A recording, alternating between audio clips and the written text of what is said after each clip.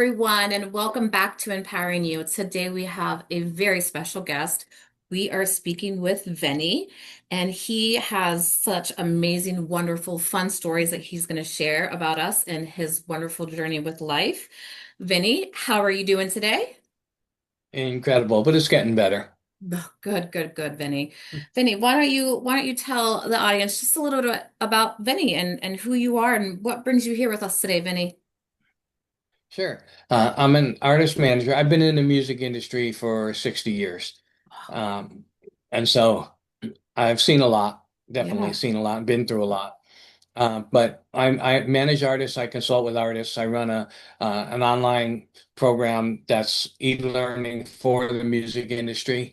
And then recently I've been asked to take over the business affairs of a country artist from the 80s who passed away, and actually his widow just passed away this past week. Oh, I'm sorry. And so I'm managing his music catalog, and I'm producing a documentary and a feature film about his life. Because he had a story. I'll get into the story, but he had a story that, just will rattle anybody's cage, Oh, with what he had to go through. yeah, yeah. Yeah, so I mean, the music industry and just the one artist that you're talking about that has a story, and you, I'm sure, have your own personal stories. So yeah, what is one of the things? Let's start a little small here. Being in the music industry, I'm sure you have a ton of stress, right? Like that probably is very stressful. Like how is it that you deal with your stress?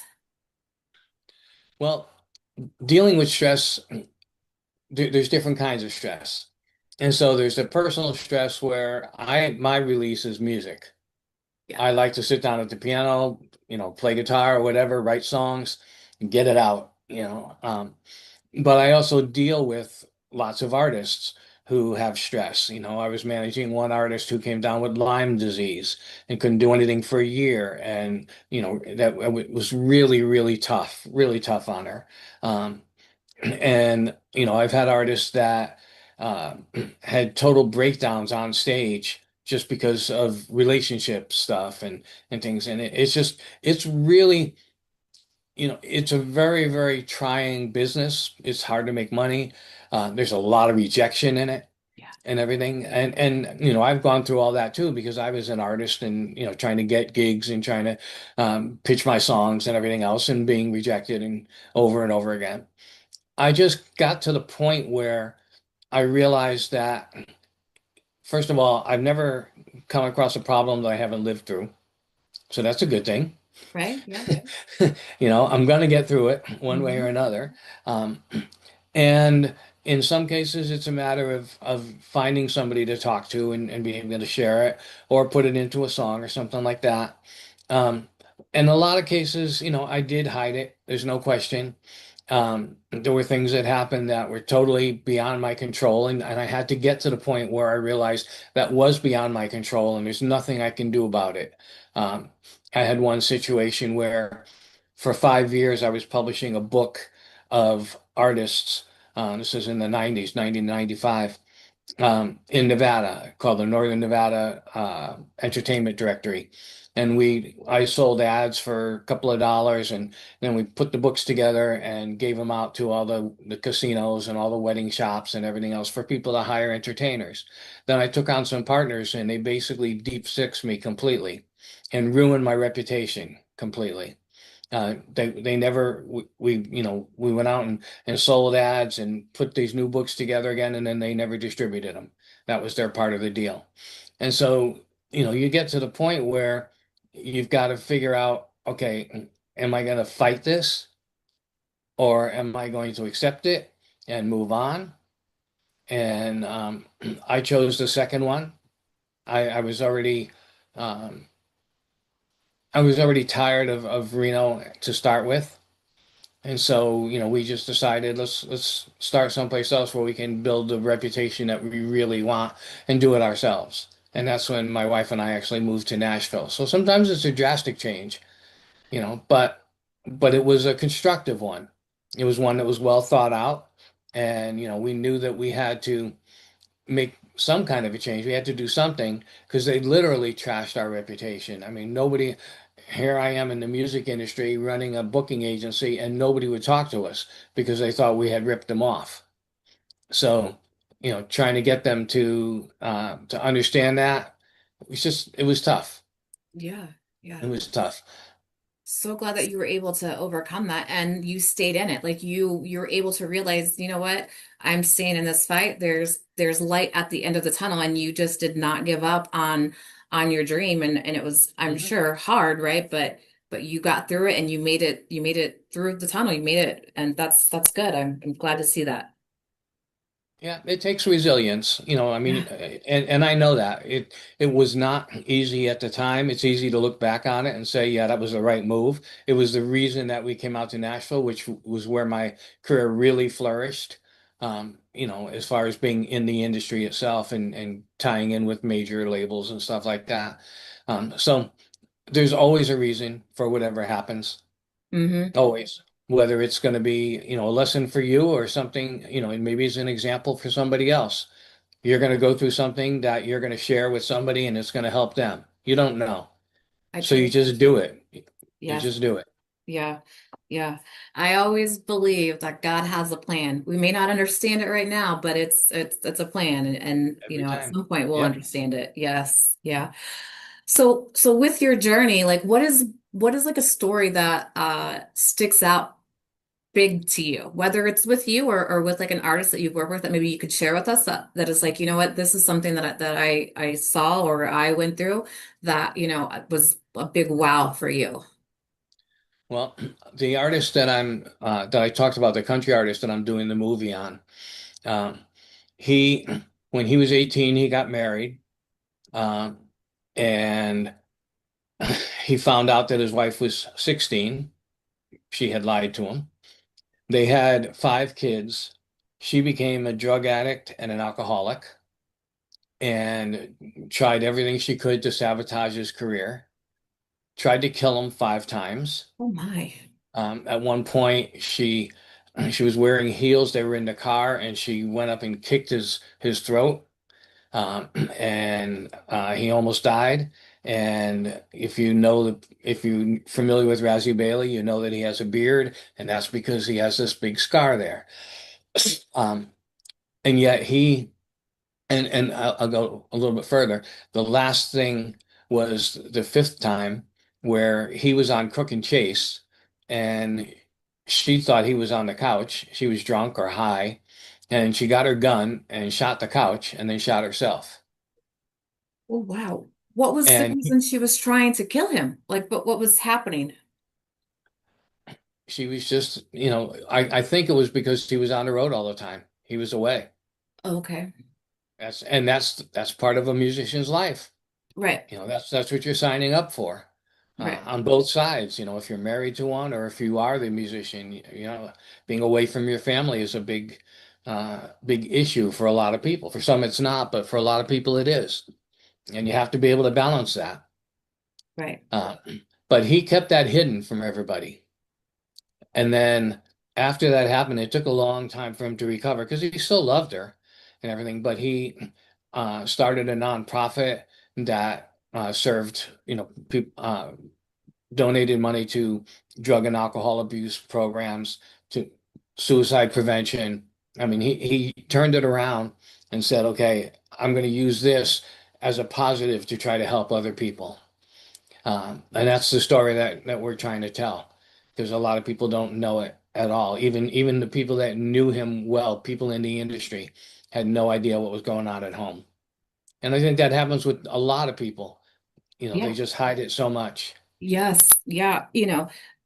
Since I have started, I'm still new at this, maybe a year. There are so many people who have went through things and they're afraid to talk about it. And their family members don't even know, they don't know that they were abused or, husbands don't know that their wives have experienced something and they're just afraid of sharing or afraid of telling people at work because they don't want to be judged or labeled as anything. And it's such like a sad, um, but yeah, I understand, like I get it, right? And that's part of the reason why I do what I do, because I want people to be more comfortable with just talking about it, right? And not be Right.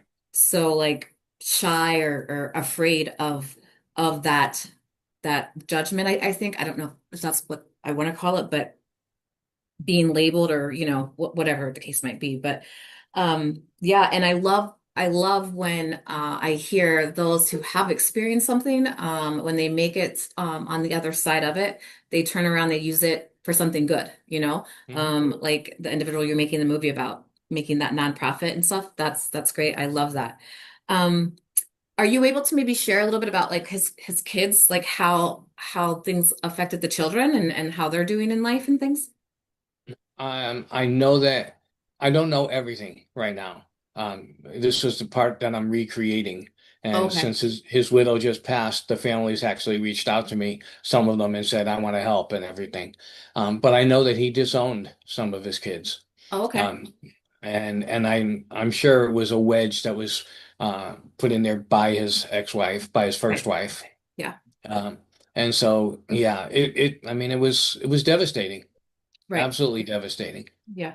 And but you wouldn't hear it in his songs. You wouldn't hear it, he wouldn't share it with his band members or anything. He kept it totally private. And I think so many people do that. Right. And you've got to find some kind of an outlet, whether it's, boxing and just beating on something. I was just You going to know, say that. Right. Right. Being in the yeah, industry, that it, has to be hard. mhm. Yeah, and I'm sure you Yeah. see that, right, with the people that you work with. If they're trying to be very private, like where do they find that release? Like, if they're not telling their bandmates and they're not telling it in their music, like where are they able to release that? Hmm. Yeah, it's tough. Um, a lot of them do turn to their songwriting, or pour it out in their performing, or acting or whatever. Um, but yeah, it's a struggle. It's a constant struggle because you have two personalities. You have your personal personality, and then you have your online or your public personality, and you're trying to maintain this brand, and that's what everybody says. It's all about branding. It's all about this. I think a lot of people would relate to the struggles that you have, and you would have fans that would appreciate you for that at the same time. And so sometimes it is a matter of encouraging people to talk about it publicly. Sometimes they don't want to, they're ashamed, and I totally understand that. Keep it to yourself, but find an outlet. I don't care if it's sports, I don't care if you're just using the music, if you got friends, don't be destructive, don't go out and do drugs or, drink and everything to get rid of it. Um, I do think some kind of a therapy or something to just be able to help you deal with it rather than just hide it or mask it or try to beat it out of your system. I think being able to talk to somebody who knows how to change your mindset. Yes. Yeah. That, Yeah. that's critical. Yes. And so let me ask you, being someone who works in the industry and with around people who are so much in the public eye, what do you think makes them feel uh, like they can't talk about it? Like what is their mindset? Like why do they think that if they talk about it, maybe people will turn or maybe they'll lose like fans? Like what is that? Well, I think there's a couple of things. One, if they're working with professionals in the industries might say, "Oh, I don't want to deal with somebody who's got those kind of problems." I don't want those problems to come into the music or anything like that. So there's that fear of upsetting the apple cart, of everything that, everybody that's working with you, your team and everything. But I do think it's an embarrassment thing, for somebody who has a macho image or, some kind of image, and then, they have this kind of problem that you're thinking that would never happen to somebody like that. Right. Like you said, it's a lot of times people just have an opinion that somebody who's a celebrity doesn't have any problems. And they're usually the ones that have more than anybody because money draws problems and fame draws problems and all these kind of things where you can't talk about them, you can't bring them out. I mean, it's a big deal when an artist does talk about it. They go on a TV show or on a podcast or something and talk about it. People are writing about it, people are talking about it. So it's it's a very private thing for a lot of people, and it's an ego. It's Right. an ego thing in a lot of cases, and in some cases, it's a business decision. Definitely a business. I think in Razi's case, it was probably a business decision. Yeah. Yeah. And while I do understand that, it makes very much good sense. I think from a standpoint from where I'm looking at it, it's like at what point is it where you got to do what is good for your health, right? Like where does that line come in? You know what I mean? Like, yeah, I understand it's a business and I understand that's what you're trying to do, but you have to also have some type of outlet and do what's good for you. And when does that come in, you know? And that's, where I think more conversations need to come into play, right? And more people need to Hmm. just be aware because I think people are just not talking. Like people are just not talking about Right. it. And because people don't talk about it, then people just don't want to deal with it. And that's where the problem lies. And I think Hmm. if people talked about it more, then people would realize, oh, this is something we can deal with. This is something that we can work through. And then people would be more comfortable with getting the help that they need. And people would be more comfortable with having those conversations. I mean, like, Hmm. how's your feelings on that? Yeah. Yeah, I think that you have to be able to recognize, well, I say most people don't recognize when their personal side of their life is affecting their business side. It doesn't matter what business it is, whether it's music or acting or if it's just, finance or whatever. And it takes somebody else to tell them Yeah. that this is you're crossing the line here and you need to get some help, or let's go and you need a friend to talk to or something. I think that's the hardest part is we don't see it ourselves. We feel it, but we don't see it. We think that, oh, this is not affecting what I'm doing. I can still do my job or whatever. And I think that the awareness, the talking like you're trying to encourage, has to happen before you get to that line. You have to realize what I'm dealing with could be a problem. And I better talk it out. I better figure out how to deal with this before it becomes a problem. And I think that's where the issue is. Yes. Yes. Yeah, that is so true. And I see that, unfortunately, and when you watch the news and things like that, the suicide rate when it comes to kids, right? Like is crazy. But I also feel like it's because they don't know what to do, right? They don't know who to talk to. They don't know if it's okay. They're afraid, and I Hmm. think um they just don't have the conversations. And that's why we need to start having conversations, right? And they need to know that just because they're a kid, it doesn't mean that they can't experience things, right? And, Right. maybe just because someone's a nurse or a police officer or a football player or, a movie star doesn't mean they are not going through something too, right? So, and it's okay. You're gonna get through it, like let's Hmm. talk about it and figure out how you're going to get through it because you're still young and suicide's just not where we want to see you going, right? Like that's not where we Right. want our kids to go. Well, I think one of the challenges, definitely with the kids, is they don't they don't have the right people to talk to, or they're listening to the wrong people. They're listening to all the people that are making comments on their social media. Yes, yes. And that gets to them. And I some people knock teens who say I'm done with social media and everything, but if it's getting to you, I applaud you for doing that, for making that decision, because that's not the cool thing to do. Right, And I right. think that's a big issue. It's a peer pressure thing. You're supposed to be on there. It's just like with musicians. I mean, you get the same peer pressure. um, but you have to know which voices to listen to. Mm-hmm, And mm-hmm. if you're listening to the wrong voices, you need to figure out, okay, where am I going to get the information that's really going to help? And I also think something that nobody ever talks about is a lot of times when you share your challenges with somebody, you're helping them too. Yes. Yes, They're going through that is it. something, and it may just give them permission to talk about it, or it may just, together you come up with a new understanding, but you're not in it alone, and you shouldn't be in it alone. Yes, yes.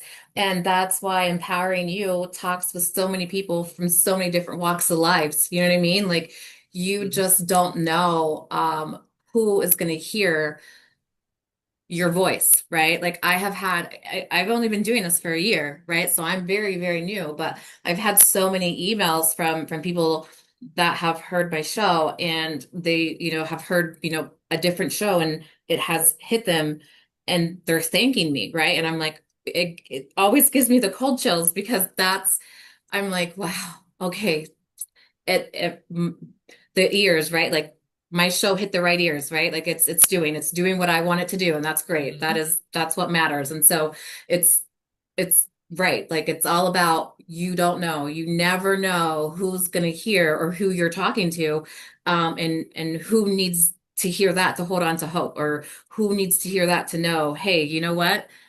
I'm I'm normal, right? Whatever I'm feeling is normal, and this is how I can get through this, right? So I love that. Yes, yes, that is amazing. Um, yeah, That's yeah, I say that's one of the reasons that, some songs become so popular. It's just because it hits a nerve that people recognize, and nobody else has talked about it. Whether it's the way they describe loneliness or whatever it is. It's, that's your job as a songwriter, is to communicate that emotion, that it's okay to feel that emotion, to show that somebody else is alone. Well, it's just the truth. We all gone through it. yes, We've all gone through something. And, sometimes it's not as drastic as, making you want to commit suicide or something, but it still affects you tremendously. I yeah, remember when I first moved to Reno, um, I I moved out with a couple and their little baby, and the gentleman, Kevin, my friend, he got in trouble. He decided to break into the garage he was working in and steal all the tools and put them in our apartment. Um, and so he took off and went back to Connecticut and called the police halfway and told them what he did. His wife and baby followed, and I was 3,000 miles, 2,500 miles away from anybody that I knew, because it wasn't that long into our trip out there, all alone, feeling, really, really bad. Um, I'd say almost suicidal. And just, not know, I didn't have the money to drive back to Connecticut. I was young. Um, and, but I don't tell that story to most people, but I should, because other people have felt that way. yeah, yeah, I definitely. got a call from a musician to come to a jam session. I went down there and they opened me. They all were hugging me when I walked. I didn't know anybody, and it was like a new family immediately, and it changed everything. Yeah, So you don't know who's going to be that change agent for you. And correct. sometimes you have to talk to several different people to do it. Sometimes it'll be the first person. Hmm. There's That's some people that just don't want to hear it. They've got problems of their own and they don't want to deal with it. That's fine too. hmm But don't hmm stop talking. That's right. Don't stop. Yep, just keep going because you're gonna be that light for somebody. Yep, yep, definitely.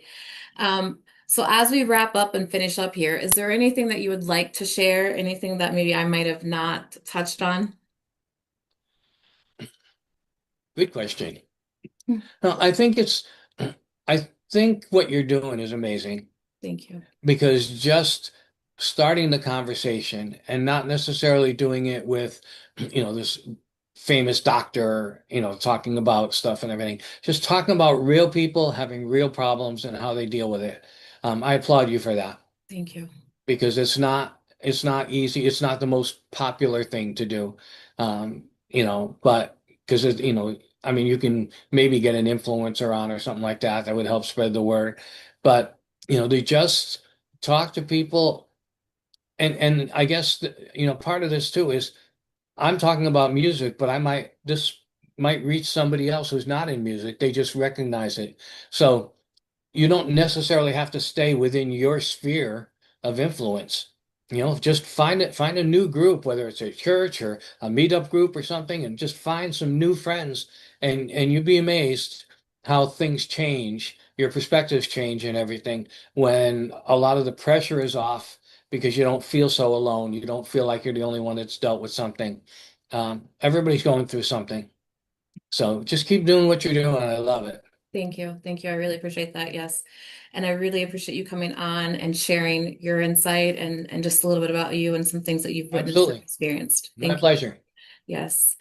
Thank you all so much for tuning in again today. We look forward to speaking with you and having you all with us again tomorrow. Until then, have fun and be safe.